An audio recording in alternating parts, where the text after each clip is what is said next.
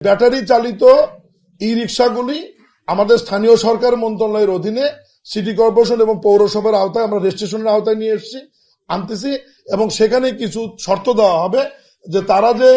Recharge করবে এই রিচার্জটি অবশ্যই সৌর বিদ্যুতে হতে হবে, সৌর বিদ্যুতে, এবং সেটা নিশ্চিত করবে সিটি কর্পোরেশন এবং পৌরসভাগুলি। সৌর বিদ্যুতের বাইরে রিচার্জ করলে এই ব্যাটারি চালিত বা ই রিক্সাগুলোকে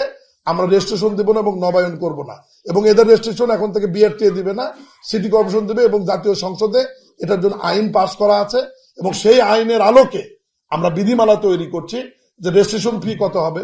নবায়ন ফি কত হবে, এবং রেজিস্ট্রেশন এবং নবায়নের পূর্ব শর্ত আমরা দিয়েছি। সেটি হচ্ছে বুয়েট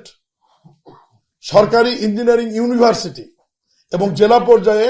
আমাদের যে ডিপ্লোমা ইনস্টিটিউট গুলো আছে, আবারও বলছি সরকারি হতে হবে, এগুলো পলিটেকনিক্যাল ইনস্টিটিউট, সরকারি পলিটেকনিক্যাল ইনস্টিটিউটের আমাদের যে অটোমোবাইল শাখা আছে, অটোমোবাইল শাখা থেকে তাদেরকে ফিটনেস সার্টিফিকেট নিতে হবে, এবং এই ফিটনেস সার্টিফিকেট দেবার জন্য এই প্রতিষ্ঠানগুলো একটা ফি পাবে, এটা আমরা নির্ধারণ করে দেব, এবং সেই ফির মাধ্যমে তারা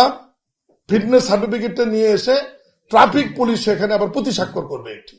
করে এটা সিটি কর্পোরেশন এবং পৌরসভাকে দিলে আমরা একটা ফি নির্ধারণ করে দেব। সেই ফিটি নিয়ে তারা তাদেরকে রেজিস্ট্রেশন প্রদান করবেন, এবং 1 বছর শেষে গিয়ে আবার যখন নবায়ন নেবে, নবায়নের সময় আবার তার ওই ফিটনেসটি তাদেরকে আবার দিতে হবে, আবার নতুন করে ফিটনেস সার্টিফিকেট তাদেরকে দিয়ে আবার তাকে নবায়ন করে নিতে হবে। আর ঢাকাকে আমরা একটু সুন্দরভাবে সাজানোর জন্য 8টা জোনে আমরা বিভক্ত করছি, এবং দক্ষিণে 4টি জোন হবে, উত্তরে 4টি জোন হবে,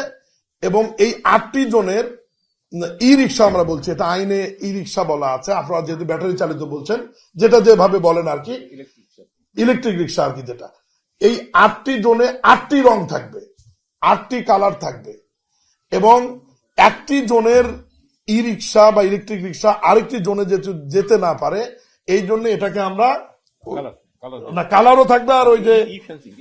ই ফেন্সিং এর মাধ্যমে আমরা নিয়ে আসবো, জিও ফেন্সিং এর আওতায় এটা আমরা নিয়ে আসবো। এটা নিয়ে আমাদের অলরেডি ট্রাফিক পুলিশ, আমাদের সিটি কর্পোরেশন ইতিমধ্যে 3 দিন আগে মিটিং হয়েছে, আমাদের বিধিমালা